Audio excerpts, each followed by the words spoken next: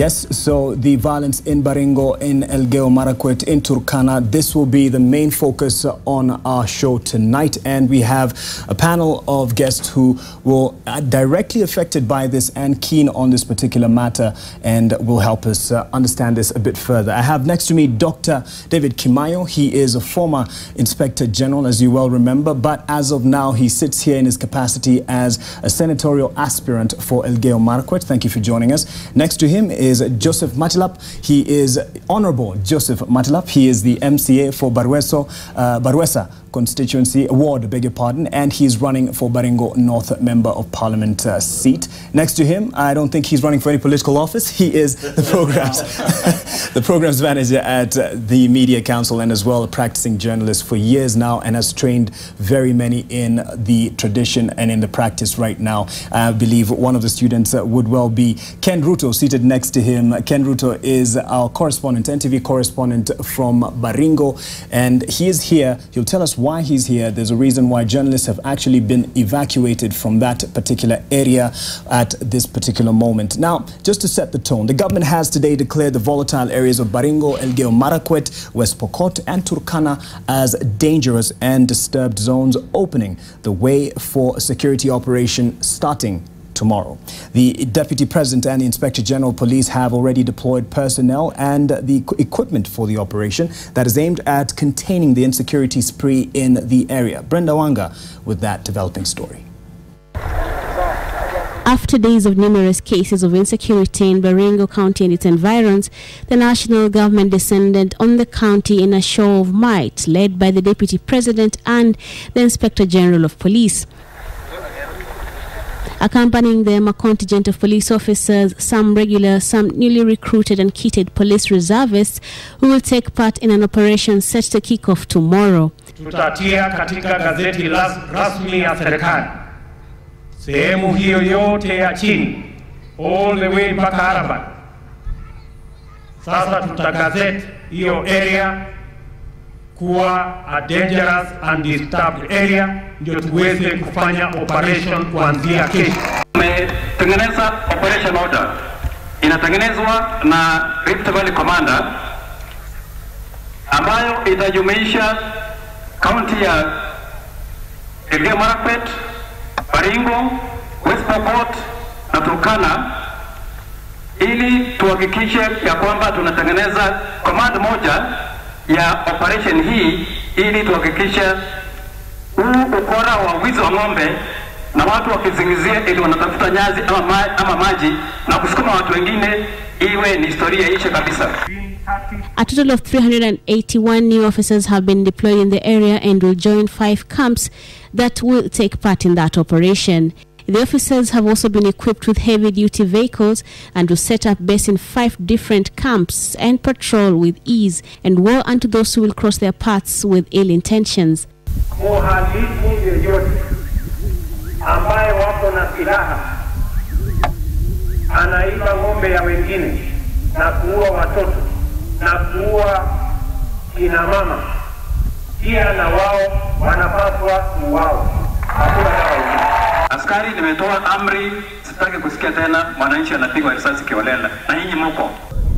While the security operatives get down to executing their new brief, in Nakuru, Asman Kamama, MP for Tiati from Baringo County, has denied any involvement with the increasing cases of security. It's not possible to have a guy oversighting the IG, oversighting Gaiseri, and yet he is actually the father of all impunity in Baringo. He has terrorized Samburu, he has terrorized Turkana, he is now terrorizing us. My hands are clean, my conscience is clear that the perpetrators of this crime will be brought to book and you will not see Kamama anywhere. That I can confirm 100%. The MP, who is also the chairman of the Parliamentary Committee on Security, denied using his position to influence the investigations and called on politicians from the area to embrace peace ahead of the August elections. Brenda Wanga, NTV. So that is the situation as it stands in that developing story. And I'll just start with Dr. Kimayo. From your experience as Inspector General, of course, from your security experience, when an area is declared dangerous and a disturbed zone, what does this mean for the people living there? Are we looking at curfews? Are we looking at limited movement? What does this mean? Well, thank you very much, Masai, for inviting us for this particular session. And first and foremost, may I also join the rest of our people down there to send my message of condolences to the families of those who have lost their loved ones. Number two, I want, in a special way, both today for the first time, to congratulate His Excellency, the Deputy President, for the action that he has taken decisively today to declare those areas as dangerous zones. Isn't it a bit too late after the loss of lives that we've had over the last few weeks? That's why I'm saying for the first time, I'm really congratulating him to have taken this step today. Yes, many lives have been lost, but again, we cannot continue losing lives, and that's why I'm saying I congratulate him for the action that he has taken today. Right. Today, the leadership of His Excellency, the President, has shown the seriousness that should have been shown earlier when he visited Tot last year in October. We would not have lost a number of people that we have lost so far up to today. Imagine in Elgeyo Marakwet County, and specifically the Kerio Valley. From last year, March to date, we have lost more than 45 people so far. So from last year when the Deputy President visited there, if this action that he took today could have been taken that time, I think many lives could have been saved. Many properties could have also been saved. We would not have lost a number of livestock that have been lost. And even the day that last week on Friday when he visited there, livestock were also stolen. And that's why our leaders, especially the MCA Poendo Ward, who was mostly affected, and Sambrir. And again, the leadership that we talked about it last week on Saturday, especially this last Saturday. And I think I want us to say I commend His Excellency, the Deputy President, for taking this action today. And number two, we want to see more action being taken on the ground and ensure that actually no more lives is being lost in that particular Speaking area. of action, we will look at what has been done in the past in your capacity as IG. Yes, but for now, I really want us to understand, because it's in the report, the notion here is, okay, then our problems will be sorted in the next few weeks. What does it mean when it is declared dangerous and disturbed zone? Yes. From a security perspective. From the security perspective point of view, as a dangerous zone, it is now very clear to the government and even to the resident, the message goes very strongly that if you are found illegally in possession of illicit arms, or if you are found committing atrocities of crime, there will be no wasting time by the law enforcement agencies other than to use the necessary force. And this particular necessary force is when the officers are justified to eliminate you once and for all. Because that's why it is clear that it is dangerous zone and not playing around like thereafter before. Let me hold you on that as we continue with this conversation, because there's now, I'm sure, someone who's watching and is keen on human rights violations. They say when this kind of order is given, then there's a lot of human rights violations, something that Ken will be able to tell us a bit more in his experience of covering this. Bona Joseph, is this what it will take to end? Because you were there in Baringo as this order was being given and the reservists were being released. Thank you, Mark Masai. I was actually there when this order was read by the Deputy President. And first and foremost, I want to say that I want to convey my deep condolences to the family of the chief, who was shot moments before the Deputy President arrived. This was on Friday? On Friday. And also the family of the teachers who have been killed and the university student in Baringo North. I think for a while that the Deputy President for the first time saw on Friday what ordinary citizens face on a daily basis because of raids by when his meeting was disrupted. When the meeting was disrupted and gunshots was all over. Everybody went into the bush for hiding. You were there as well? Yes. And the Deputy President was condoned by about 50 military officers up to the helicopter. I think that is when it dawned to him that it is no longer business as usual. Right. And for today, because I was there, I want to say that, to join Dr. Kimaya to say, for the first time, though too late, but we personally, I appreciate on behalf of my people that action is seen to be done. Right. Because at some point, the Deputy President would say, I together in consultation with Commander-in-Chief. The Commander-in-Chief is His Excellency the President of the Republic of Kenya. That means the message actually has reached where it should have been able to reach many years back. Many years back, because this has been Yes. a recurring issue and it has come back over Yes. the years. And people are asking, why does it even come up, especially issues of cattle rustling? Always just before the elections, the election cycle, it's almost as if it is instigated. But this we'll cover in the conversation. Victor, as this story has developed, you've even done articles on this particular issue on various papers, and we've seen the stories, whether on broadcast media, heard it, or even read it in the paper, and it takes someone to be on the ground to cover this, such as Ken Ruto. What has been your feedback from the field for those who are covering this particular story? Thank you, Mark. Once more, I also send my condolences to the families that have lost their loved ones and lost property. One of the key issues that came out from my discussion with the colleagues, because I'll talk largely of my discussion with the journalists on Yes. the ground in the 4 areas that you have mentioned, is that it was clear initially that it was lagged in terms of intervention. That they could see, as journalists talking to citizens, talking to everyone from and reporting from the front line, that much could have been done and we could have saved a lot of lives. So that came. Quite a number of journalists, including Ken here, risked their lives, walked, and were able to document some of the issues that we are talking about at their own expense of their own lives, and they survived. So these and lessons learned, because like you're saying, what are the lessons? Because there are so many agencies that have already sent out. Look at Tana River, for example, in 2012, just before election, August, the massacre in Tana River. Look at Isiolo, you know, and under the Wiano platform, for example, which is a big agency that brings a lot of government and other agencies together.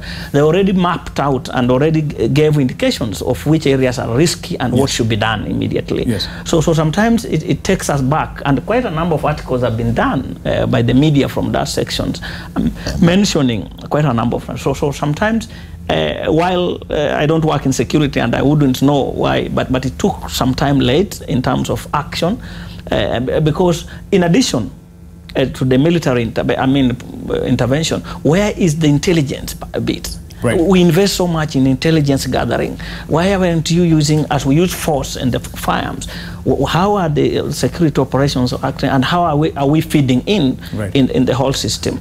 Now that it's been declared dangerous, these areas, dangerous and disturbing zones, do you think journalists will be able to operate from there effectively? One, already, that's a challenge. They will not be able to operate in that area effectively, because once the area has become declared, then we're already evacuating our journalists from there. Quite a number, National Media Group has already removed theirs. We are working to get other media houses from the area, because one, the risk that is involved. Already the journalists who have been here are hugely traumatized. They have seen the deaths. They have survived bullets. You remember Wycliffe Kisang last year he got lost, even and took almost several days in the bush. We couldn't trace him as a journalist. So we are already concerned. And once we start getting out those journalists, as we are doing, in fact tomorrow we are removing trauma counseling and the rest, then what happens now? How do we get to know what is happening there? Now, an operation. Yes, and there is an operation. And in the absence of journalists, obviously, it becomes a challenge. None of the media houses I've talked to are willing again to send their journalists at this time. Right. Now, given the environment that is also an election time, when the politicians will also be want to reach out to sell their manifestos and the rest, how do these people vote? And I mean, how does this then play out in the voting and the rest? Because media has a civic duty to inform residents of what is happening, what their aspirants will be saying. So once the journalists are out of there, remember already the security-related stories have overtaken the political stories. So again, that affects. So we are worried. Obviously, we can't risk journalists continuing being there, because they're already overwhelmed in terms of their physical lives, in terms of, and remember, some of them come from the same area. Some of them have already also lost property. Some of them have lost their relatives. In fact, I was talking to one of the lady journalists right now who picked a child whose parents can't be traced, and he has the child. So he's even wondering what happens to this child. So you remember, you already know what is happening to that child. He's broken down. I can tell you, yesterday she didn't work. Today she couldn't work, and we have been trying to talk to her, to encourage her. So already that's a challenge, that if already the existing Ken is already here who works in Baringo, so nation already lacks somebody there. So that's already an indication that the area will not be covered as it were. Ken, you've been following this story, and thank you for making the time to come. And there was a time there was direct threats at you, especially just around the time there was some leaders who were killed. Tell us about this experience. Okay, thanks, Mark, for this time. First, I just want to appreciate our media houses, various media houses, for giving this story the coverage that it deserves.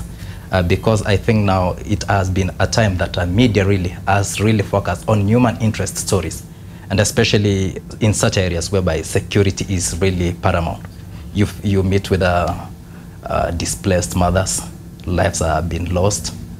And I think what the government did today, I think it was really long overdue. Right. Because this thing would have been done from the past. One is that I think from the leadership that was in place, they did not always give the government what is the actual in the ground. Yes. And of course, when the deputy president faced it in realities, now you see everything that is now happening. Responded.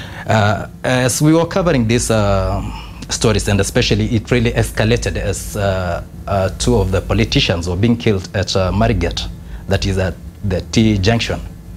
So fine, we woke up at a little around 5 because we received phone calls that something bad has happened. We had to hire a taxi. We rushed there. So after covering the story started now going viral. Now you start getting anonymous call. So somebody tells you, you know how to report well. We'll have to see you. Not only me, but various journalists that are working in Baringo. Now you're being forced. You'll not sleep in your house. Either you sleep doors closed, or you pass through the window, you close yourself, so that if somebody's come, might think that you're not in the house. So it has always been, you are not all that stable when you're there, even when you are walking outside there. I remember even the other time that we were going with our colleague from Nation, that is Lois Wango, all the way to Chepkesin, where the chief was being killed. You really have that, the feelings that your blood really feels that there's a death in you. You go, you face the body. Now the chief that we were together, who were guarding Lois as we went into the bush, was the person that was killed. Right. Now, if those people would have really come at that same time, nobody could have survived there. So now, as we journalists that are covering, especially stories in Baringo, you really feel that life, some other times you feel that there's no story that is worth your life because you have a life to live. Right. A quick one to the leaders as we continue, because we have to take a quick break for now. Are you concerned then, because the journalists are being evacuated from the region, the story won't be told from the ground? Thank you, Mark Masai. When the journalists will be pulled from the ground, definitely the citizens may not be able to get exactly what is happening. But I'm sure there are brave journalists in this country who will move together with the security, and just like the ones who are pursuing Al-Shabaab, and those others who are pursuing in SLDF in that side. But as they have said, they must, if they have to proceed and report on these matters, then they must be provided with enough security care, the journalists who want to participate in that particular area. But it's very intimidating if the security themselves, just like the chief on Friday, he was the one informing the journalist, you know, of the visit by the DP and where to meet and everything, and he dies. And what does a journalist have in terms of protecting themselves?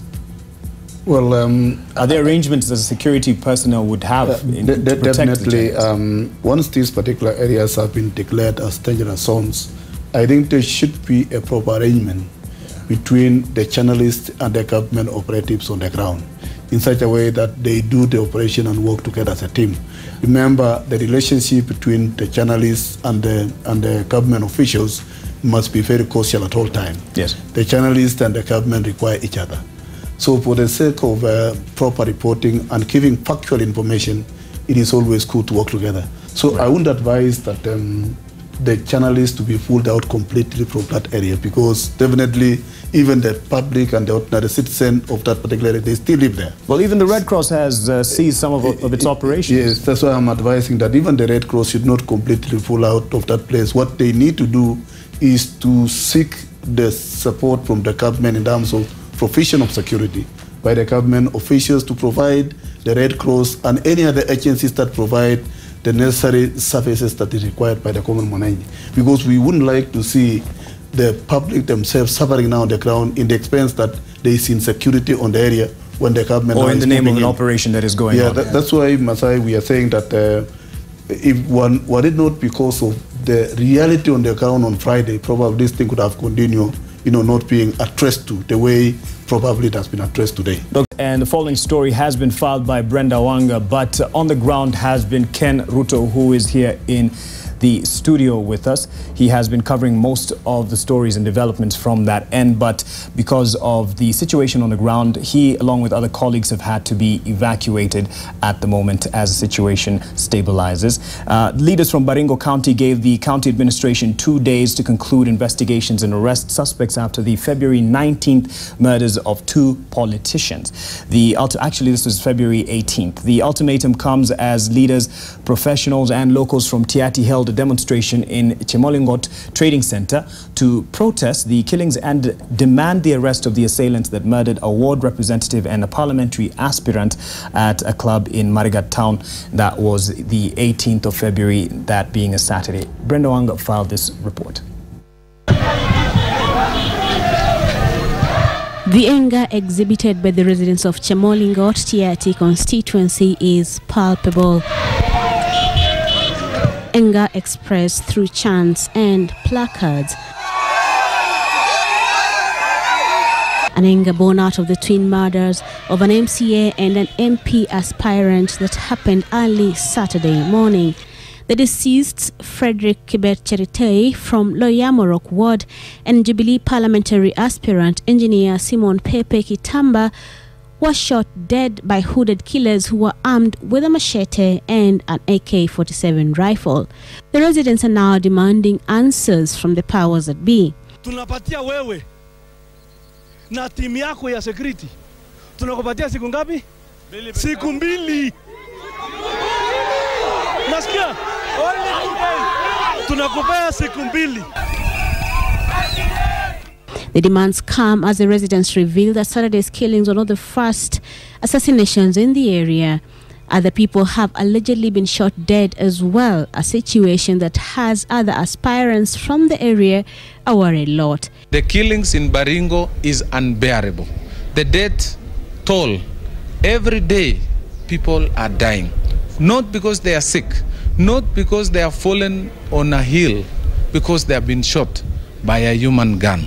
It remains unclear whether the killings were politically motivated, but residents and leaders here say they add to the air of insecurity that has permeated sections of the county of Baringo, putting the county and the national governments here on notice. We would like to urge our residents to leave it to the law enforcement agencies. Let the police, let the criminal investigation department, let the intelligence system in this country delve into the root cause of this murder. The insecurity has intensified following the killing of the 2, which had come just today after a teacher was murdered in the same area. Now the effects are being felt as trading centers remain closed for fear of reprisal attacks. Tension remains high in Loruk and Chemolingot areas as residents from other communities flee the town to safer towns in Marigat, fearing more attacks. The government has pledged to investigate the murders, but the residents want those investigations expedited to reassure them of their safety and security. Brenda Wanga, NTV, Nairobi. Well, since that, we know what has happened, and of course, the area being declared dangerous and a disturbing zone, and an operation being rolled out starting tomorrow, as declared by the Deputy President, who came face to face with the insecurity in the area on Friday. Now, just after that particular report that has aired was filed, and Ken Ruto, of course, being our man on the ground, there were threats that came his way, and that is partly why he is now in Nairobi, also receiving some professional help in terms of psychiatric help because of what they see in the line of duty. For you, Victor, when you see such a story like this, and we have a pronouncement by a politician that is quite grave, and it's as if, you know, to fan the flames and say, you know, giving an ultimatum, because politicians have been at the either end of this particular conversation, throwing blame to the other and throwing threats to the other, and they have followers. Is it wrong for us as media houses to air these particular views? Mark, thank you. It's not a blanket, no yet. One, in media, there is a theory that allows journalists to shock the nation. That when things have happened to that level, and there is a feeling by the editorial team here that we are not seeing action, then journalists can justify shock the nation, allow such sentiments to come out so that, that those in charge can see that there is a problem outside. So in such cases, while people would say we did not show responsibility, we wouldn't have done, there's no hate speech there. But we are saying consistently this thing has been happening since last year, there's no action, let's show it all so that action can be taken. Right. So in that circumstances, to shock the nation is allowed. Yes. And it's an allowable journalistic practice. Yes. That we can't condone. Well, there are those now obviously cautioned. Obviously, having left such a statement run, the media house went through soul searching, the editors discussed and said how best, because there are worse things that they did not show. While we might think that was the worst, but remember, journalists sit on 80% of the worst things that happen outside there. This is just 20% of what they go through. So yes, and remember, they was also acting, because by the time nation is deciding to run such, they're already talking about their Ken, who is there. He's a human being. Our journalist is there. What do we do? How do we show nation that is happening? That's why in such circumstances, remember, this is a war. We must also show this, because in most cases, when there's a war, truth suffers. Yes. And when Dr. was talking about, we are now talking about embedded journalism. And what are the lessons? While yes, we need, the journalists need security to go to such areas, we have held those dialogues, but once you embed yourself with security, obviously under the Geneva Convention, there are rights that you lose. Because once you are embedded, you are in the military, the military chopper to Baringo or whatever, there are some news you can't release out. I mean, so sometimes they might go, but what type of story will be coming from there? So once that area has been declared dangerous and the rest, truth will suffer. You've spoken about the 80% that is kept and the 20% that goes out in terms of the reality on the ground. And during the break, two leaders here were speaking about what is really happening beyond the surface. And Joseph, you made, you alluded to the fact that what we have kept, referring to this as, cattle rustling, whether it's in Elgeyo Marakwet, whether it's in Baringo, that it is more than that. Then what is it? Thank you, Mark Masai. First of all, the colleague that was the MCA is my colleague. We're in the same county. The one who was giving an ultimatum? No. The one who was giving the ultimatum is the Speaker of Baringo County Assembly. And the MCA who died and the aspirants come from these people that I have known. And I am actually very sorry to their families, because one of them, Frederick Kibet, is a colleague of mine. We used to be a chairman of legislation. Now, Mark Masai, this is why we are saying the Speaker of Baringo, when he gave government, security agencies, 2 days.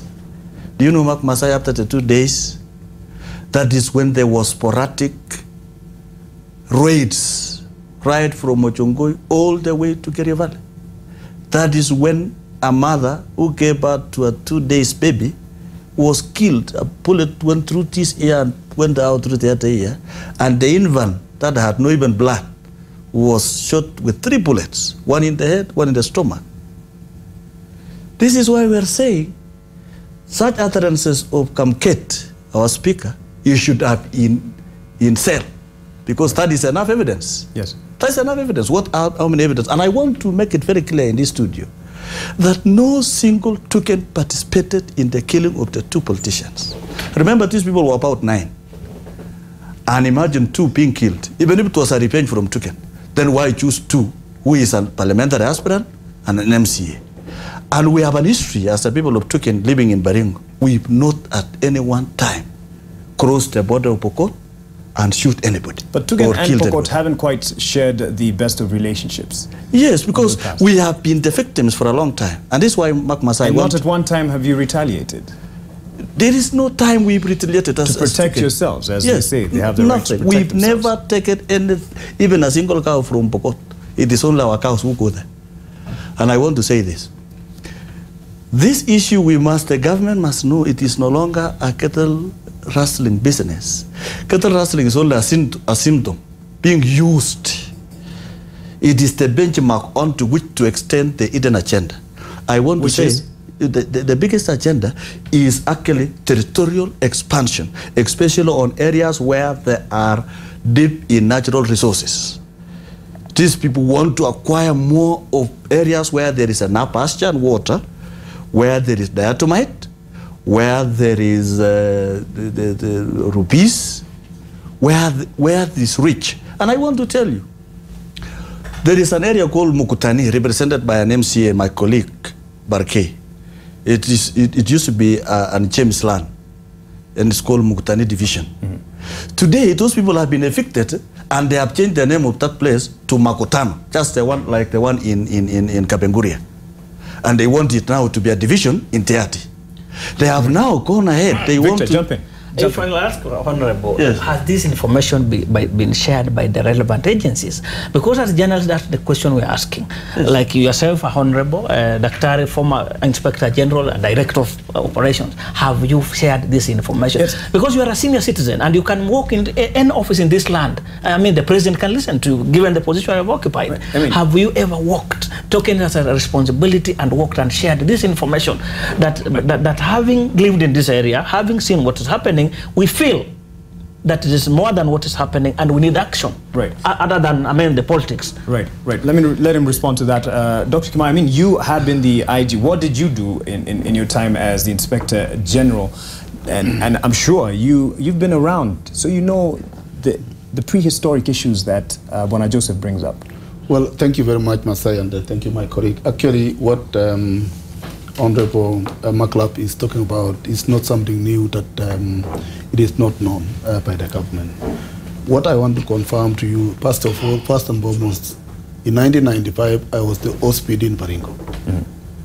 And these incidences were occurring in such a way that that particular time, the Tuken community or clan had no problem at all with our neighbors, the Pokot.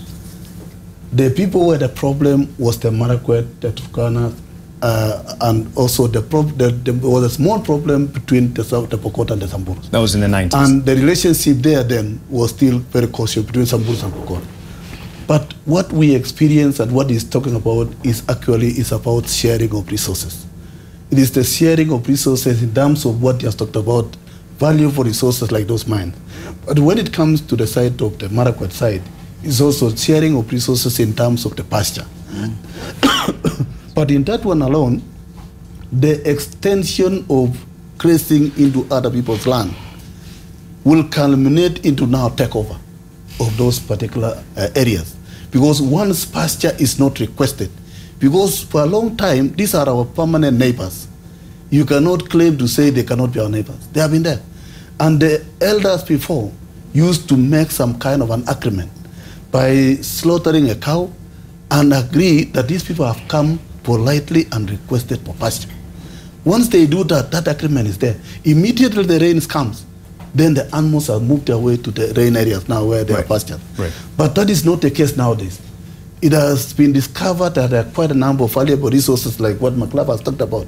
It has been discovered that once you extend this particular area, then you can now take over some of these portions of land and you push the rest of the people.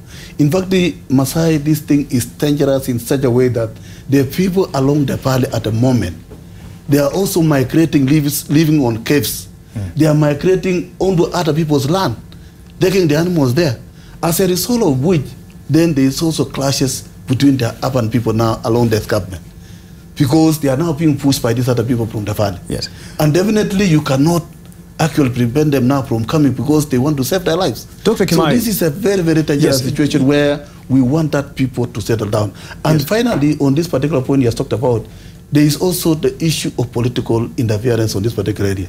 There is an issue of political dominance in some of the areas that we are talking about, whereas there are some leaders who do not want to be defeated in an office. So they create a situation. That's why you see as a result of this, it is during the electioneering period when you see these incidences actually escalating.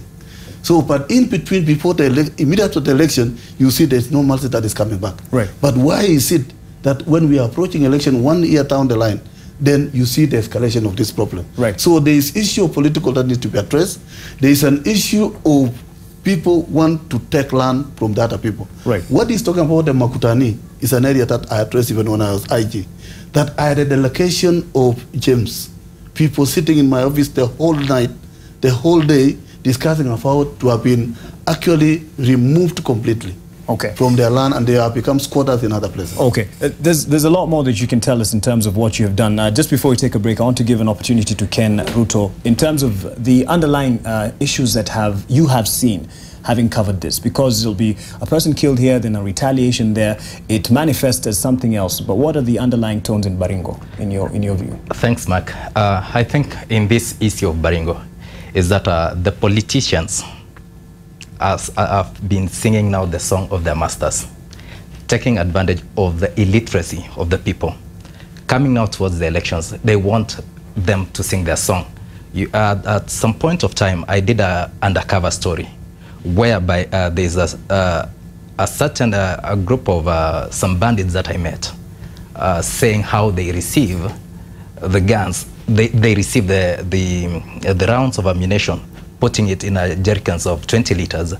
Such a kind of situation is that, you know, we have the culture of retrogressive culture that is still in the place, but that now is still not the case. Politicians are now using it as if to remain on seat, or if they want to outwin the person on the seat. You're saying they've received the rounds from who?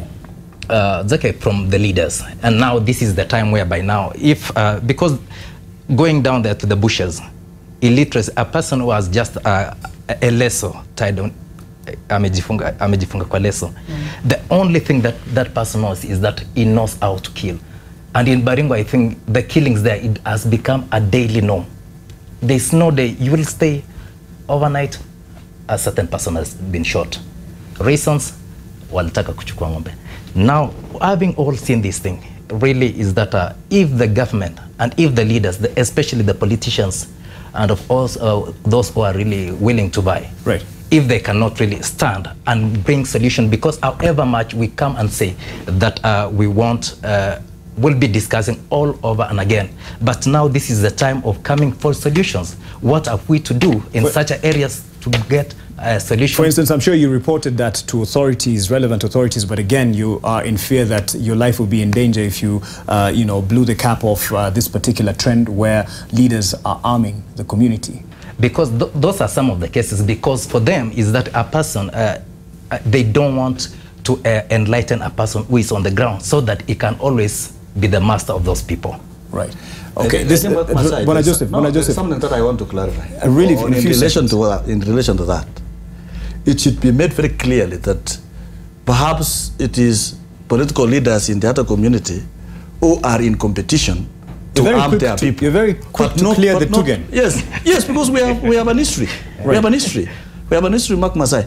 And this is why for the last 2-3 weeks, for the last 1 month, when there has been raids, have you had any Tuken who has killed anybody from Teate? None. Zero. And this is why we are saying, Mark Masai, if this thing is cattle rustling, why ban a school? Why ban houses? This is actually what is called forceful transfer of population.